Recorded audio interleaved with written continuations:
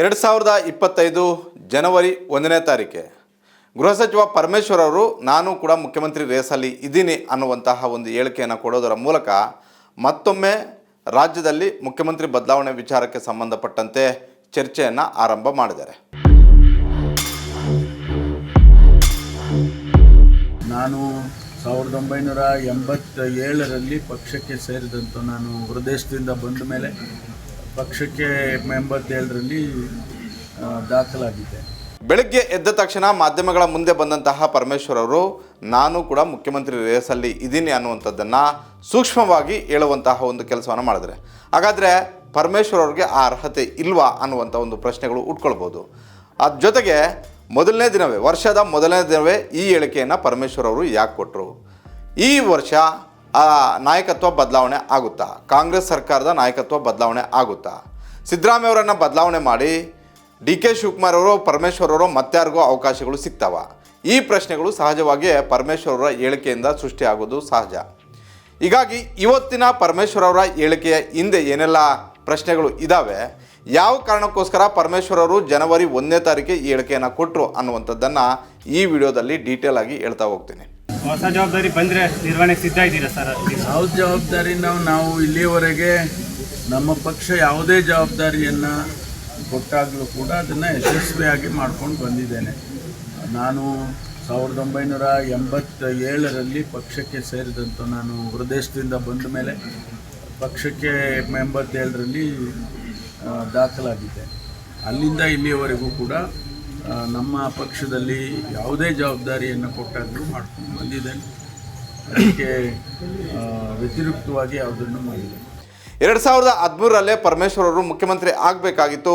ಕಾರಣಾಂತರಗಳಿಂದ ಕೊರಟಗೆರೆಯಲ್ಲಿ ಅವರು ಸೋತಿದ್ರು. ಹೊತ್ತು ಪಕ್ಷವನ್ನು ಗೆಲ್ಲಿಸಿದ್ರು ಕೂಡ ಪರಮೇಶ್ವರ್ ಅವರು ಸೋತಿದ್ರು. ಹೀಗಾಗಿ ಪರಮೇಶ್ವರ್ ಅವರು ಬಿಗಿಯಾಗಿ ಕಾಂಗ್ರೆಸ್ ಹೈಕಮಾಂಡ್ ಮುಂದೆ ನಾನು ಮುಖ್ಯಮಂತ್ರಿ ಆಗಲೇಬೇಕು ಅನ್ನುವಂಥ ಒಂದು ಒತ್ತಡವನ್ನು ಏರುವಂಥ ಒಂದು ಸ್ಥಿತಿಯಲ್ಲಿ ಅವತ್ತು ಇರಲಿಲ್ಲ. ಜೊತೆಗೆ ಸಿದ್ದರಾಮಯ್ಯ ಅವರ ಜೊತೆಗೆ ಹೆಚ್ಚು ಜನ ಶಾಸಕರು ಅವತ್ತು ಶಕ್ತಿ ಪ್ರದರ್ಶನ ಮಾಡಿದ್ರು. ಹೀಗಾಗಿ ಸಹಜವಾಗಿ ಸಿದ್ದರಾಮಯ್ಯ ಅವರು ಅವತ್ತು CM ಆದರು. 5 ವರ್ಷಗಳ ಕಾಲ ಆಗಾಗ್ಗೆ ಪರಮೇಶ್ವರ್ ಅವರು CM ಆಗ್ತಾರೆ ಅನ್ನುವಂಥ ಒಂದು ಚರ್ಚೆ ಮಾಡ್ತಲೇ ಬಂದರು. ಆದರೆ ಆಗಲಿಲ್ಲ. 2018ರಲ್ಲಿ ಸಮ್ಮಿಶ್ರ ಸರ್ಕಾರ ಬಂತು, ಆಗಲೂ ಕೂಡ ಅವಕಾಶ ಸಿಗಲಿಲ್ಲ. 2023ರಲ್ಲಿ ಮತ್ತೆ ಕಾಂಗ್ರೆಸ್ 136 ಸ್ಥಾನಗಳು ಗೆದ್ದಾಗ ಬಹುತೇಕ ಶಾಸಕರು ಸಿದ್ದರಾಮಯ್ಯ ಅವರ ಪರ ನಿಂತರು. ಹೀಗಾಗಿ KPCC ಅಧ್ಯಕ್ಷರಾಗಿದ್ದುಕೊಂಡು ಕೂಡ DK ಶಿವಕುಮಾರ್ ಅವರು ಮುಖ್ಯಮಂತ್ರಿ ಆಗೋದಕ್ಕೆ ಆಗಲಿಲ್ಲ. ಮೊದಲ ಪಾಳಿಯಲ್ಲಿ ಸಿದ್ದರಾಮಯ್ಯ ಅವರು ಮುಖ್ಯಮಂತ್ರಿ, ತದಬಳಿಕ ಬದಲಾವಣೆಗಳು ಆಗ್ತವೆ ಅನ್ನುವಂಥ ಒಂದು ಚರ್ಚೆ ಇವತ್ತಿಗೂ ಕಾಂಗ್ರೆಸ್ಸಲ್ಲಿ, ರಾಜ್ಯ ಕಾಂಗ್ರೆಸ್ಸಲ್ಲೂ ಇದೆ, ರಾಷ್ಟ್ರೀಯ ಮಟ್ಟದ ಕಾಂಗ್ರೆಸ್ಸಲ್ಲೂ ಇದೆ.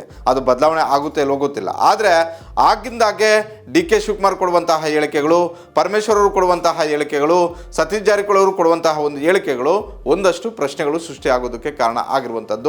ಸ್ವಲ್ಪ ನಾಯಕತ್ವ ಬದಲಾವಣೆ ಆಗುತ್ತೆ ಅನ್ನುವಂಥ ಒಂದು ಚರ್ಚೆಯನ್ನು ಆಗಿಂದಾಗೆ ಕಾಂಗ್ರೆಸ್ನ ಹಿರಿಯ ನಾಯಕಗಳೇ ಬಿಡ್ತಾ ಇದ್ದಾರೆ. ಅದರಲ್ಲೂ ಡಿನ್ನರ್ ಪಾಲಿಟಿಕ್ಸ್ ಮಾಡುವಂಥದ್ದು ಈ ಹಿಂದೆ ಪರಮೇಶ್ವರ್ ಅವ್ರ ನಿವಾಸದಲ್ಲಿ ಮಾಡಿದ್ರು, ಸತೀಶ್ ಜಾರಕಿಹೊಳಿ ಅವ್ರ ನಿವಾಸದಲ್ಲಿ ಮಾಡಿದ್ರು, ಮಹದೇವಪ್ಪ ಅವ್ರ ನಿವಾಸದಲ್ಲಿ ಮಾಡಿದ್ರು. ಹೀಗಾಗಿ DK ಶಿವಕುಮಾರ್ ಇದ್ಯಾವುದಕ್ಕೂ ಕೂಡ ಕೇರ್ ಮಾಡಿರಲಿಲ್ಲ ಅವತ್ತು. ಈಗ ಜನವರಿ 1ನೇ ತಾರೀಕೆ ಈ ಹೇಳಿಕೆಯನ್ನು ಪರಮೇಶ್ವರ್ ಅವರು ನಾನು ಸೀನಿಯರ್ ಆಗಿದ್ದೀನಿ, 1987ರಲ್ಲಿ ವಿದೇಶದಿಂದ ಬಂದವನೇ ನಾನು ಕಾಂಗ್ರೆಸ್ ಪಕ್ಷವನ್ನು ಸೇರಿದೆ, ಅವತ್ತಿಂದ ಇವತ್ತಿನವರೆಗೂ ಕಾಂಗ್ರೆಸ್ ಹೈಕಮಾಂಡ್ ನನಗೆ ಯಾವೆಲ್ಲ ಜವಾಬ್ದಾರಿಯನ್ನು ಕೊಟ್ಟಿದೆಯೋ ಆ ಎಲ್ಲ ಜವಾಬ್ದಾರಿಗಳನ್ನು ಯಶಸ್ವಿಯಾಗಿ ನಿರ್ವಹಿಸಿದ್ದೀನಿ. ಹೀಗಾಗಿ ನಾನು ಯಾಕೆ ಆಗಬಾರ್ದು ಅನ್ನುವಂಥ ಒಂದು ಪ್ರಶ್ನೆಯನ್ನು ಮಾಧ್ಯಮಗಳ ಮುಂದೆ ಇಟ್ಟಿದ್ದಾರೆ.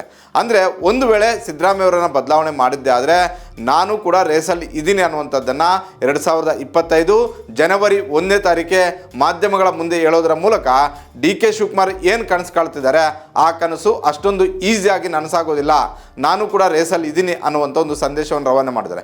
ಜೊತೆಗೆ ಸಿದ್ದರಾಮಯ್ಯ ಅವರು ನಾನೇ ಪೂರ್ಣಾವಧಿ CM ಅನ್ನುವಂಥದ್ದನ್ನು ಅವರು ಹೇಳ್ತಾ ಇದ್ದಾರೆ. ಅದೇ ರೀತಿ ಅವರು ಟೀಮಲ್ಲಿ ಗುರುತಿಸ್ಕೊಂಡಿರುವಂತಹ ಹಲವು ಸಚಿವರುಗಳು ಹಾಗೂ ಹಲವರ ಹಿಂಬಾಲಕರು ಕೂಡ ಹೇಳ್ತಾ ಇದ್ದಾರೆ. ಅವ್ರಿಗೂ ಕೂಡ ಒಂದು ಸಂದೇಶವನ್ನು ಈ ಹೇಳಿಕೆಯಿಂದ ರವಾನೆ ಮಾಡಿದ್ದಾರೆ.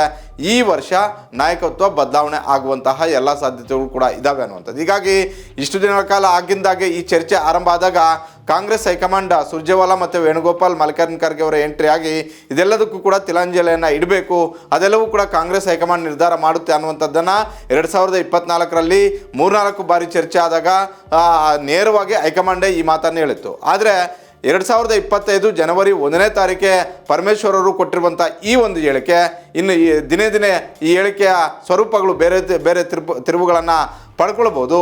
ಆ ಸಂದರ್ಭದಲ್ಲಿ ಸಿದ್ದರಾಮಯ್ಯ ಅವರ ಟೀಮ್ ಏನು ಮಾಡುತ್ತೆ, ಡಿ ಕೆ ಶಿವಕುಮಾರ್ ಅವರ ಟೀಮ್ ಏನು ಮಾಡುತ್ತೆ, ಸಹಜವಾಗಿ ರಾಜ್ಯ ಕಾಂಗ್ರೆಸ್ಸಲ್ಲಿ ಈ ಚರ್ಚೆ ಹೆಚ್ಚಾದಂತೆಲ್ಲ ಕಾಂಗ್ರೆಸ್ ಹೈಕಮಾಂಡ್ ಯಾವ ನಿರ್ಧಾರವನ್ನು ಮಾಡುತ್ತೆ ಅನ್ನುವಂಥದ್ದನ್ನು ಕಾದು ನೋಡಬೇಕಾಗಿದೆ. ಪರಮೇಶ್ವರ್ ಅವರು ಕೊಟ್ಟಂತಹ ಈ ಒಂದು ಕ್ಲೂ ಇಂದ ಸಿದ್ದರಾಮಯ್ಯ ಅವರು ಎಚ್ಚೆತ್ಕೊಂಡು ಸೇಫ್ ಆಗ್ತಾರಾ, ಇಲ್ಲವೇ ಸಿದ್ದರಾಮಯ್ಯ ಅವರನ್ನು ಬದಲಾವಣೆ ಮಾಡಿದ್ದೆ ಆದರೆ ಡಿ ಕೆ ಶಿವಕುಮಾರ್ ಅವರು KPCC ಅಧ್ಯಕ್ಷನಾಗಿರೋದ್ರಿಂದ ನನಗೆ ಹೆಚ್ಚು ಅವಕಾಶವನ್ನು ಕೊಡಬೇಕು ಅನ್ನುವಂಥ ಒಂದು ಒತ್ತಾಯವನ್ನು ಕಾಂಗ್ರೆಸ್ ಹೈಕಮಾಂಡ್ ಮುಂದೆ ಇಡ್ತಾರಾ ಅನ್ನುವಂಥದ್ದು ಈ ಕ್ಷಣದಲ್ಲಿ ಚರ್ಚೆ ಆಗ್ತಾ ಇರುವಂಥ ಒಂದು ವಿಚಾರ. ಒಟ್ಟಾರೆ ಪರಮೇಶ್ವರ್ ಅವರು ಕೊಟ್ಟಿರುವಂಥ ಈ ಒಂದು ಹೇಳಿಕೆ ಭಾಳಷ್ಟು ಸೂಕ್ಷ್ಮತೆಗಳನ್ನು ಒಳಗೊಂಡಿದೆ. ಭಾಳಷ್ಟು ವಿಚಾರಗಳನ್ನು ಇಟ್ಕೊಂಡೆ ಪರಮೇಶ್ವರ್ ಅವರು ಈ ಹೇಳಿಕೆಯನ್ನು ಕೊಟ್ಟಿರುವಂಥದ್ದು. ಸಿದ್ದರಾಮಯ್ಯ ಅವರ team, D K Shivakumar team, ಅದೇ ರೀತಿ ಕಾಂಗ್ರೆಸ್ ಹೈಕಮಾಂಡ್ಗೂ ಕೂಡ ಸಂದೇಶ ರವಾನೆ ಮಾಡುವಂಥ ನಿಟ್ಟಿನಲ್ಲಿ ಈ ಹೇಳಿಕೆ ಇದೆ.